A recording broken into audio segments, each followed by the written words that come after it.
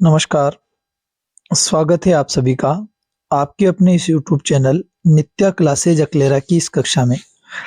आज हम चर्चा करने जा रहे हैं कि रीट का जो सिलेबस है उसमें संस्कृत की तैयारी किस प्रकार करें, संस्कृत में किस प्रकार अध्ययन करें सिलेबस के अकॉर्डिंग कि हमारे पूरे 30 में से 30 नंबर आ सकें।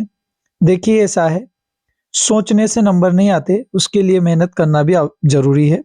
सबसे पहले मैं आपको सिलेबस समझा रहा हूं। सिलेबस के आधार पर आप अपनी तैयारी को स्ट्रॉन्ग कर सकते हैं, मजबूती दे सकते हैं। तो सबसे पहले तो ये जरूरी है कि आएगा क्या, कैसे आएगा, किस प्रकार हमें उसे जो है कवर करना है। हम यहाँ चर्चा कर रहे हैं कि द्वितीय भाषा में अधिकतर जो सभी है वो लगभग सभी, देखो पहली लैंग्वेज तो हिंदी ही लेते हैं, पहली लैंग्वेज हिंदी लेते हैं, लगभग फर्स्ट लैंग्वेज में हिंदी, और सेकंड में लगभग सभी क्या लेते हैं, संस्कृत लेते हैं, है ना। सभी लगभग क्या लेते हैं, संस्कृत लेते हैं। तो आइए समझते हैं हमें संस्कृत में कैसे तैयारी करनी है, किन टॉपिकों को ज्यादा ध्यान देना है और किन टॉपिकों पर कम ध्यान देना है, और सारी चीजें हम क्लियर करेंगे। पहले सिलेबस पर प्रकाश डालें, फिर मैं आप लोगों को एक चीज समझाऊंगा, शॉर्ट मतलब बिल्कुल ऐसी चीजें समझाऊंगा, यूं समझ लीजिए जितने टॉपिक हैं इतनी मेरी क्लासें रहेगी, हर टॉपिक पर एक क्लास मेरी रहेगी, लगभग मैं आपको बहुत सारी चीजें बता दूंगा।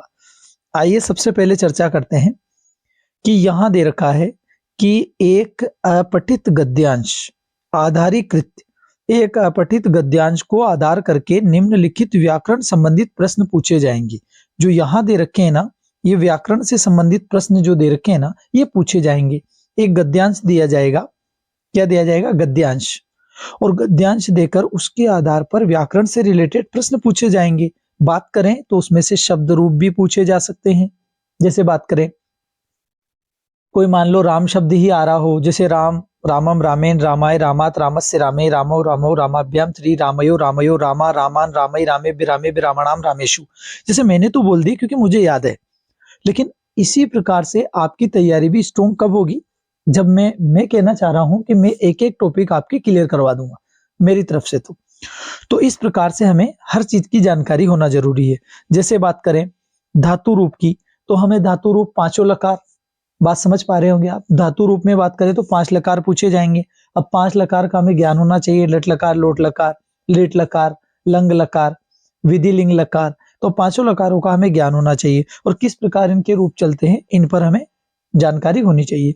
तीसरी बात करें कारक, अब आप जानते हैं कारक जो होता है स्वतंत्र कारक है, तो कहने का मतलब है, सॉरी, स्वतंत्र कर्ता, ठीक है ना, जहां कर्ता स्वतंत्र हो, ठीक है। कहने का से तात्पर्य है कि कारक होते क्या हैं, कारक होते क्या हैं। देखिए कारक से मतलब है विभक्तियां, जैसे प्रथमा विभक्ति का प्रयोग कहां होगा, द्वितीय का कहां होगा। जैसे बात करें प्रातिपदिकार्थ लिंग परिमाण है वचन, प्रातिपदिकार्थ लिंग परिमाण है वचन मात्रे प्रथमा, कहने का मतलब कहां होगा, तो ऐसे हमें जानकारी होनी चाहिए। जैसे द्वितीय विभक्ति का प्रयोग कहां कहां होता है, जैसे तृतीय विभक्ति का प्रयोग कहां होता है, इसे जानकारी होनी चाहिए। इसके बात करेंगे उपसर्ग की। उपसर्ग सबसे सीधा टॉपिक है, लगभग किसी के गलत नहीं होता है। प्रत्यय थोड़े कठिन पड़ते हैं, जो भी मैं समझाने का प्रयास करूंगा। संधि आप लोगों को लगभग सभी को आती है। समास, लकार, ठीक है ना। और बात करें लकार, वही 5 लकार। धातु के रूप, अरे भाई धातु के जो रूप है वो लकार में ही चलते हैं। धातुओं के रूप किस में चलेंगे, लकार में। यहां दे तो दिया इसने, धातु रूप मतलब लकार, तो धातुओं के रूप किस में चलेंगे, लकार में चलेंगे। सर्वनाम की बात करें तो आपको सर्वनाम लगभग आता होते हैं, ये तो सबको आते हैं। सर्वनाम संज्ञा के स्थान पर प्रयुक्त होने वाले शब्द। विशेष विशेषण से रिलेटेड प्रश्न पूछा जा सकता है, लिंग से संबंधित पूछा जा सकता है, और अवयवी संबंधी पूछा जा सकता है। इसके बाद यदि हम बात करें, इससे आगे बढ़ते हैं, तो भाई अपठित पद्यांश में यह श्लोक आएगा, जिसमें जो है राजस्थान इतिहास कला संस्कृति के ऊपर आधारित होगा। पहली बात तो भेजे में बिठा लेना कि जो पद्यांश आएगा वो राजस्थान के इतिहास कला और संस्कृति पर आधारित होगा, और उसी से रिलेटेड कुछ प्रश्न पूछे जाएंगे व्याकरण रिलेटेड। क्या पूछे जाएंगे, देखो संधि से पूछा जा सकता है, उसमें से समास से पूछा जा सकता है, कारक विभक्ति से पूछा जा सकता है, प्रत्यय से पूछा जा सकता है। इसमें दो विशेष टॉपिक है छंद। मैं आपको एक जानकारी देना चाहता हूं कि छंद ऐसा टॉपिक है जो लगभग लगभग सभी के गलत हो जाता है, और इसकी एक ट्रिक है। मैं आपको इसको बिल्कुल ट्रिक के माध्यम से पढ़ाऊंगा, एकदम ट्रिक के माध्यम से पढ़ाऊंगा। यूं समझ लीजिए, छंद की मैं आपको एक क्लास समझाऊंगा। मात्र कितनी क्लास? एक क्लास। और एक क्लास में आपके छंद क्लियर। अगर छंद का प्रश्न गलत हो जाए तो फिर पढ़ाना ही बेकार है, ये समझ लीजिएगा आप। तो छंद मैं आपको एक ही क्लास में समझा दूंगा। आगे बढ़े, अलंकार की बात करें तो अलंकार का भी मैं ऐसे ही कॉम्बिनेशन बिठाऊंगा, आपको एक एक चीज सिखा दूंगा। विशेष विशेषण ये आपको आते ही है। क्यों? क्योंकि देखो, विशेषण आप पढ़ते ही आ रहे हैं। यूं पूछा जाएगा, जैसे मान लो विस्तृत संसार है, तो विस्तृत क्या हो गया? विशेषण हो गया, और संसार क्या हो गया? विशेष हो गया। इस प्रकार से पूछा जा सकता है। लिंग संबंधित, तो लिंग से संबंधित प्रश्न पूछे जा सकते हैं। आइए उसके आगे चर्चा करते हैं। संख्या ज्ञानम, संख्या ज्ञान के प्रश्न, समय ज्ञान से रिलेटेड प्रश्न, माहेश्वर सूत्र संबंधित प्रश्न। अब माहेश्वर सूत्र आपको आने चाहिए। देखो, सीधी बात है, अगर संस्कृत से तैयारी कर रहे हैं तो माहेश्वर सूत्रों का ज्ञान होना जरूरी है। तो मैं आपको एक एक चीजें समझाने का प्रयास करूंगा। पहले ही मैं आपको जो है पहली क्लास ही में आपको माहेश्वर सूत्रों से रिलेटेड सिखाऊंगा। आगे बात करें संस्कृत के अनुवाद, संस्कृत में अनुवाद करना आना चाहिए, तो ये भी हम पढ़ने का प्रयास करेंगे। स्वर व्यंजन के उच्चारण स्थान, जैसे बात करें कुह विसर्जनम कंठ इचोषा नाम तालवे रिटुरसा नाम मूर्धा लितुलसा नाम दंत उपपदमानिया नाम ओष्ठ वेदो तो कंठ तालु दो तो कंठोष्टम वकार से दंतोष्टम जिहा मूल्य से जिहा मूलम। जिस प्रकार मुझे आते हैं इसी प्रकार मैं आपको याद कराने का प्रयास करूंगा। वाच्य परिवर्तन आप जानते हैं, वाच्य का परिवर्तन, ठीक है। वाच्य, कर्तवाच्य, कर्मवाच्य और भाववाच्य, इस प्रकार से वाच्य परिवर्तन हमें पढ़ने हैं। और केवल किस लकार में पढ़ने? लट लकार में। ये तो बड़े खुशी की बात है, कम से कम पढ़ने हैं। अशुद्धि संशोधन, जहां कोई गलती होगी उस संशोधन को हमें सही करना है। संस्कृत की सूक्तियां, देखो ये तो याद करनी पड़ती है। संस्कृत की जो सूक्तियां हैं इन्हें तो आपको याद करना ही होगा। अब इससे आगे हम चर्चा करें तो संस्कृत भाषा शिक्षण की विधियां पढ़नी है। जो विधियां है ना, उन विधियों पर भी हमें प्रकाश डालना है। संस्कृत भाषा शिक्षण के सिद्धांत, कौन कौन से सिद्धांत हैं, उन सिद्धांतों पर चर्चा करनी है। संस्कृत शिक्षण की अभिरुचि से रिलेटेड प्रश्न, संस्कृत भाषा कौशल का विकास, जैसे सुनना, बोलना, पढ़ना, लिखना, ये 4 कौशल होते हैं। कितने कौशल होते हैं? 4। तो इन चारों कौशलों से रिलेटेड कोई ना कोई प्रश्न पूछा जा सकता है, तो इन पर भी हमें चर्चा करनी है। मैं आपसे एक बात कह देता हूं, जैसा इसने दे रखा है सुनना, बोलना, पढ़ना, लिखना, ये बिल्कुल राइट इसी प्रकार से पूछ लेता है। कैसे?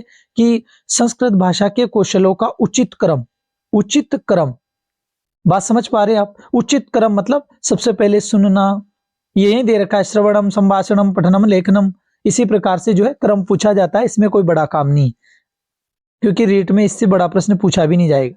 आगे बात करिए, कोई आप सेकंड ग्रेड की तैयारी नहीं कर रहे हैं, आप केवल रीट की तैयारी कर रहे हैं। संस्कृत शिक्षण अधिगम के साधन, देखो अधिगम साधन तो पूछे ही जाते हैं। संस्कृत शिक्षण संप्रेषण से साधनानी, संप्रेषण मतलब वार्तालाप करने या बातचीत करने के किन किन साधनों का प्रयोग किया जाता है। संस्कृत पाठ्य पुस्तकानी, तो हमें जो है इन पर एक एक टॉपिक पर हमें चर्चा करनी है। मेरा प्रयास ये रहेगा कि मैं जितने भी टॉपिक हैं उन टॉपिक को, हर एक टॉपिक पर मेरी एक क्लास रहेगी। लगभग मेरी 30 से 40 क्लासें रहेगी। अगर आप 30 से 40 क्लास मेरी अटेंड कर लेते हैं तो मैं इतना वादा कर सकता हूं कि आपके 30 में से लगभग 30 नहीं तो 25 तक आप डेफिनेट पहुंच जाएंगे। संस्कृत भाषा शिक्षण से मूल्यांकन, संस्कृत भाषा शिक्षण का मूल्यांकन संबंधित प्रश्न पूछे जा सकते हैं। मौखिक लिखित प्रश्न के प्रकार, सतत मूल्यांकन और उपचारात्मक शिक्षण। और उपचारात्मक शिक्षण में से तो बहुत ही इंपॉर्टेंट मामला है। क्यों? क्योंकि एक ना एक प्रश्न यहां से हर बार पूछा जाता है। ठीक है सर। अब यहां एक चीज दिमाग में बिठानी है आपको कि जो बहुविकल्पी प्रश्नों का जो मापदंड है कक्षा 6 से 8 तक के राज्य सरकार द्वारा निर्धारित पाठ्यक्रम 2024-25 के आधार पर होगा। बिल्कुल सही बात। लेकिन प्रश्नों का चयन और कठिनाई स्तर, मतलब कहने का मतलब प्रश्नों का जो कठिनाई स्तर है वो कितना होगा? वो secondary level, sorry senior secondary level 12वीं तक का होगा। जैसे मैं आपको थोड़ा सा समझा देता हूं। एकदम अगर कोई आपसे पूछे, जैसे मान लीजिए आपसे ऐसा पूछ लिया गया, सीधी सट बात है मेरे पास तो, कि विद्यालय में कौन सी संधि है, तो आप इसको पढ़ते आ रहे हैं। विद्यालय है शब्द में कौन सी संधि है तो आप पढ़ते ही आ रहे हैं, लेकिन इसे घुमा फिरा कर पूछ ले, जैसे मान लो कोई भी ऐसी चीज पूछ ले कि तवेती शब्द या कोई अपवाद शब्द पूछ ले, मेरी बात समझ पा रहे हैं आप? अपवाद शब्द पूछ ले, जैसे मान लो पतंजलि पूछ लिया, बात समझ पा रहे हैं? ऐसा प्रश्न पूछ ले जहां थोड़ा सा कंफ्यूजन हो, अपवाद हो, तो फिर आप कंफ्यूज हो जाएंगे, अरे यार इसमें कौन सी होगी, बात समझ पा रहे हैं? इसमें कौन सी होगी। तो इस प्रकार कठिनाई स्तर के आधार, मतलब कठिनाई स्तर जो है सीनियर सेकेंडरी स्तर का रहेगा। ठीक है सर, मैं अब आपसे एक बात कह रहा हूं, सबसे पहले मेरी क्लास आपको मिलने वाली है छंद की। आपका सबसे पहले मैं डाउट क्लियर करवाऊंगा छंद से। मेरे हिसाब से तो सबसे बढ़िया टॉपिक है, बेस्ट। सबसे पहले मैं छंद की क्लास डाल रहा हूं, सबसे पहली मेरी क्लास रहेगी छंद की, ताकि आपको मुझसे जो मिले ना वो आपको लगे कि वास्तव में दम है क्लास में। तो सबसे पहले मेरी क्लास रहेगी छंद की, और छंद की क्लास यदि आपको पसंद आ जाए तो अपने दोस्तों तक शेयर जरूर कर देना। ये क्लास तो आप देख ही रहे होंगे, ये भी अपने दोस्तों तक पहुंचाने का काम करना जो रीट की तैयारी कर रहे हैं, जिस संस्कृत जिनके सब सेकंड लैंग्वेज जिन्होंने संस्कृत ले रखी है। देखो लैंग्वेज में कोई फर्क नहीं है, फर्स्ट भी ले रखी है सेकंड भी, तो ज्यादा अंतर नहीं है, मामला यही है। तो जिनके लैंग्वेज संस्कृत है, कहने का मतलब एक तो हिंदी है और एक क्या है, संस्कृत। तो जो भी संस्कृत लैंग्वेज वाले हैं कृपया एक बार मेरी क्लास को देखना जरूर और शेयर जरूर करना। ठीक है, मैं पहली क्लास आपको कल अवेलेबल करवा दूंगा, काहे की, छंद की। और छंद की एक ही कक्षा में आपके 2 प्रश्न सही हो जाएंगे, ये मेरी तरफ से वादा है। एक कक्षा पढ़ेंगे ना आप, सिर्फ एक लाइन सिखाऊंगा आपको ट्रिक के माध्यम से। ओके सर, बहुत बहुत धन्यवाद। फिर मिलते हैं अगली कक्षा में। इसी प्रकार आपका साथ बना रहे, इसी आशा और विश्वास के साथ। जय हिंद, जय